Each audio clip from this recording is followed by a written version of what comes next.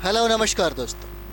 तो जैसा कि हम लोग यहाँ पर देख रहे हैं, कल ही मीटिंग हुआ और मीटिंग समाप्त होने के बाद आप देखे होंगे जितना भी यूट्यूब चैनल वाले, जो भी टीचर हैं या जो भी न्यूज़ वाले लोग हैं, उन लोगों ने इसे भर भर कर दिखाया है।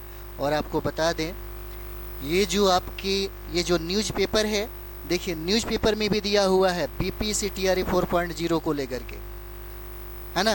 प्रभात खबर है, और प्रभात खबर ही नहीं बल्कि सारे पेपर में, है ना, इसकी चर्चा है तो है ही, है ना।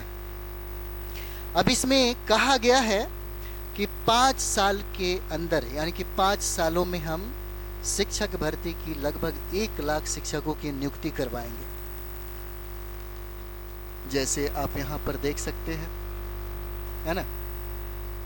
सम्राट चौधरी हमारे बिहार के नए सीएम बने। उन्होंने शिक्षा मंत्री के साथ मिलकर के, बड़े बड़े पदाधिकारियों के साथ मिलकर के उन्होंने, है ना, इस पर चर्चा की और उन्होंने कहा कि 5 साल में हम शिक्षक की बहाली करेंगे और प्रत्येक वर्ष 20,000 नियुक्ति करवाई जाएगी। यानी कि यह टीआरई 4 जो है, यह टीआरई 4 अंतिम आपका शिक्षक भर्ती का एग्जाम होने वाला, है ना, प्रक्रिया नहीं है। टीआरई 4 के बाद 5 भी आएगा, 6 भी आएगा, 7 भी आएगा और 8 भी आएगा। इसलिए हमारी सरकार में 5 साल में, है ना, प्रत्येक वर्ष हम लोग 20,000 शिक्षकों की नियुक्ति कराएंगे। और जिस तरह से सिविल सर्विस के लिए नोटिफिकेशन या सिविल सर्विस के लिए जो कैलेंडर जारी किया जाता है, वही कैलेंडर हम लोग जारी करेंगे जिसमें मेंशन होगा, यानी कि प्रत्येक वर्ष जुलाई में नोटिफिकेशन दे ही दिया जाएगा शिक्षक भर्ती के लिए। और प्रत्येक वर्ष, अब तो क्लियर कट ये बातें कर दिया गया कि प्रत्येक वर्ष कितना, तो प्रत्येक वर्ष हम लोग 20,000 शिक्षकों की नियुक्ति कराएंगे, है ना। पीआरटी के लिए, टीजीटी के लिए और पीजीटी के लिए सेक्शनों में बटा हुआ रहेगा किसमें कितना पद रहेगा। अब टीआरई 4 की जो बात है, इस टीआरई 4 में ये कहा जा रहा है कि लगभग, है ना, लगभग टीआरई 4 में अगर देखा जाए तो 50,000 शिक्षकों की बहाली होने की बात किया जा रहा है, जिसमें अभ्यर्थी कहते हैं कि 45,000 से ज़्यादा पद होना चाहिए इस बार टीआरई 4 में। यानी कि 45,000 से ज़्यादा इस बार पोस्ट जो होगा, पद जो होगा, इस टीआरई 4 में आपको देखने को मिलेगा। अब पता नहीं ये बात क्या होगा और क्या नहीं होगा, वो तो नोटिफिकेशन जारी करने के बाद ही कहा जाएगा। लेकिन एक बात तय है कि अब जो आपकी एग्ज़ाम की जो प्रक्रिया है, वह प्रक्रिया आपका अब चेंज हुआ है। और ये चेंज हुआ तो टीआरई 4 में ही नहीं बल्कि 5, 6, 7, 8 में भी आपको देखने को मिलेगा। पहली पैटर्न की हम लोग बात करें तो पीटी का एग्ज़ाम लिया जाएगा। पीटी का एग्ज़ाम इसलिए लिया जा रहा है ताकि इस बार अप्लाई करने वालों की संख्या सबसे ज़्यादा देखने को मिलेगा। 2024 में जिस बहाली की प्रक्रिया को समाप्त कर दिया जाना था, वह 2026 में भी समाप्त हुआ नहीं दिखता है। तो इस बार बहुत ऐसे स्टूडेंट हैं जिनकी संख्या लाखों में है। इसी को ध्यान में रखते हुए, है ना, इस पैटर्न को चेंज कर दिया गया कि पीटी का एग्ज़ाम होगा और पीटी में जो भी ये स्टूडेंट फाइट करेगा, है ना, उसको मेंस लिखने का मौका मिलेगा। मेंस में भी, है ना, और मेंस यही मेन होगा आपका। पीटी में तो उन लोगों को छाट दिया जाता है जो सीरियस नहीं होते हैं, जिनका लेबल नहीं होता।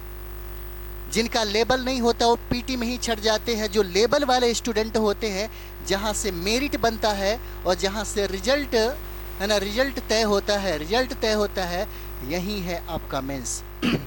और पीटी और मेन का भी एग्ज़ाम जो है, ये होने का प्रावधान इसमें दिखाई देता है। जैसे आप देखते होंगे एडीयू का पेपर लीक हुआ, तो एडीयू के पेपर को, है ना, बीपीएससी के द्वारा उसको रद्द कर दिया गया और वनडे एग्ज़ाम था जिसमें सिर्फ पीटी का ही एग्ज़ाम था, प्रारंभिक परीक्षा ही था, उसमें एक ही एग्ज़ाम था और एक ही एग्ज़ाम में पास करके मेरिट लिस्ट में आना था। लेकिन वहाँ भी उस पैटर्न को चेंज कर दिया गया, पीटी और मेंस कर दिया गया। क्योंकि संख्या सबसे ज़्यादा थी, लगभग 14 लाख लोग अप्लाई किया था। और उसी तरह से आप ये यहाँ पर भी देख सकते हैं CGL4 में, CGL4 को फिर से रीओपन किया जा रहा है, फॉर्म भरा जाएगा। और यहाँ पे ये बिहार का सबसे यानी कि मिनी IAS कहा जाता है। BPSC के बाद CGL जो 4 है उसका वेटेज सबसे ज़्यादा है ना, जिसमें आपको सचिवालय सहायक और राजस्व विभाग से बहुत सारे पद आपको मिलेंगे। 10-12 हज़ार पद आपको अकेले उसमें देखने को मिलेगा। और वहाँ पर भी आपको मैथ, रीजनिंग और GS की महत्ता सबसे ज़्यादा होगी। जिस तरीके से हम लोग TRE4 की बात करते हैं, चाहे वह PRT हो, TGT हो और PGT हो। PRT का सिलेबस भी अलग है, TGT का सिलेबस भी अलग है और PGT का सिलेबस भी अलग है और GS का सिलेबस भी अलग है। अगर कोई भी स्टूडेंट जिस चीज़ का तैयारी करता हो, चाहे वह PRT का तैयारी कर रहा हो, है ना, वह PRT का तैयारी कर रहा हो, तो उसको ध्यान देना होगा कि PT देने के बाद उसको मेंस भी देना होगा। TGT का पेपर जो भी दे रहा हो, है ना, TGT का पेपर जो भी दे रहा हो, PT देने के बाद मेंस देना होगा। और PGT का जो भी तैयारी कर रहे हैं, थोड़ा दिन और इंतज़ार कर लीजिए। जब नोटिफिकेशन जारी होगा तब उसमें सिलेबस को बहुत अच्छे तरीके से दर्शाया जाएगा और उसमें यह मेंशन किया जाएगा कि हम PT का एग्ज़ाम और मेंस का एग्ज़ाम किस आधार पर ले रहे हैं। कई लोग ये भी कहते हैं, जैसे में हम लोग दरोगा के एग्ज़ाम देखते हैं, CGL का एग्ज़ाम देखते हैं, तो दरोगा में PT का जो एग्ज़ाम होता है MCQ होता है ना, ऑब्जेक्टिव होता है, सब्जेक्टिव नहीं होता, ऑब्जेक्टिव होता है। लेकिन बिहार के BPSC में पहला जो पेपर है प्रारंभिक परीक्षा ऑब्जेक्टिव होता है और मेंस सब्जेक्टिव होता है। लेकिन TRE4 में ये कहा जा रहा है कि हो सकता है कि जो आपका PT का एग्ज़ाम हो, PT का एग्ज़ाम ऑब्जेक्टिव तो होगा, ऑब्जेक्टिव होगा, और यहाँ पे मेंस का पेपर भी यहाँ पे ऑब्जेक्टिव ही होगा। ऑब्जेक्टिव जिस तरह से आप दरोगा में PT और मेन का पेपर देखते हैं, इसका मतलब एक तीर से दो निशाना आपको साधना होगा।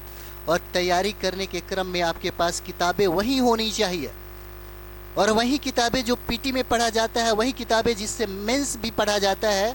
अब आपको ये तय करना पड़ेगा कि हमारे लिए सबसे इम्पोर्टेंट किताब कौन सा है। हम बार बार आपको यही बात कहते हैं कि NCERT की किताबें आपके ज़िंदगी में, है ना, आपके ज़िंदगी में समझिए कि जितनी भी निराशा है और एग्ज़ाम को लेकर के जो भी आपके अंदर भय है, डर है, वो सब समाप्त कर देगा अगर NCERT की किताबें आपने पढ़ लिया तो। और TRE के लिए, बिहार शिक्षक भर्ती के लिए NCERT और बिहार सर्व शिक्षा अभियान की जो किताबें हैं, इससे बेहतर कोई किताब हो ही नहीं सकता। जब ये सारी किताबें आपके पास हो जाए तो तय करिए हम इसको कैसे तैयारी करें। और इसकी तैयारी के लिए सबसे इम्पोर्टेंट काम होता है, अगर आपके अंदर 10 घंटा बैठने की कैपेसिटी है तो सेल्फ स्टडी कर लीजिए। अकेले बैठिए, अकेले संघर्ष करिए, और याद रखिएगा अकेले में आदमी संघर्ष करता है। अकेले में इंसान यानी कि संघर्ष करते समय में इंसान हमेशा अकेला होता है, और अकेला में दर्द तकलीफ आप ही को झेलना होगा। जिस दिन आपको सफलता मिलेगी पूरी दुनिया आपको सलाम करेगी। ये सोच करके बैठ करके पढ़ लीजिए 8 से 10 घंटा और सेल्फ स्टडी करिए। ध्यान रहे, सेल्फ स्टडी सही गाइडलाइन में होना चाहिए, सेल्फ स्टडी सही किताबों के साथ होना चाहिए, सटीक किताबों के साथ होना चाहिए। और आपको अभी भी बता रहे हैं, बाज़ार पर भरोसा मत करिएगा। बाज़ारवाद पे जो बाज़ार में जो नोट्स और NCERT का जो निचोड़ लोग बेचता है उस पर भरोसा मत करिए। कम से कम एक बार किताबों का ज़रूर अध्ययन कर लीजिए, फिर देखिए ज़िंदगी में अगर बदलाव ना हो तो कहना। ज़िंदगी में आप जिस कंपटीशन की तैयारी करते हैं अगर वो हासिल ना हो तो कहना। बहुत सारा चीज़ है, इस NCERT को पढ़ करके लोग IAS तक बने हैं। इस NCERT को पढ़ने के बाद आप शिक्षक जो बिल्कुल 10th लेवल का, 11-12 लेवल का और ग्रेजुएशन लेवल का जो प्रश्न पूछे जाते हैं, क्या वो तक सवाल भी आपसे नहीं बनेगा। अगर PRT की बात करें तो मात्र 10वीं लेवल तक ही सवाल पूछे जाते हैं। अगर TGT की बात करें, 9th-10th की अगर बात कर दिया जाए तो मात्र आपको 10+1 और 2 की ही ज़रूरत पड़ती है। अगर आप PGT की सेक्शन की बात कर दें तो ग्रेजुएशन लेवल से ही प्रश्न पूछे जाते हैं, और वो सारे के सारे प्रश्न आपको NCERT में मिलते हैं। हम प्रथम चरण, दूसरा चरण और तीसरा चरण री एग्ज़ाम भी हम लोगों ने देखा, और सारे के सारे प्रश्न आपको NCERT और बिहार की जो समग्र शिक्षा अभियान की जो किताबें हैं, यहाँ से सवाल पूछा गया है। सिर्फ आपको पढ़ने की ज़रूरत है। अगर दम है तो बैठिए 8 से 10 घंटा और पढ़ाई करिए। फिर देखिए, जिस दिन एग्ज़ाम दे करके आप घर जाएंगे, कहीं भी चले जाइए, जिस दिन आपका रिजल्ट होगा आपका नाम उस सूची में होगा। चलिए मिलते हैं हम लोग नेक्स्ट वीडियो में। थैंक यू वेरी मच आप सभी लोग।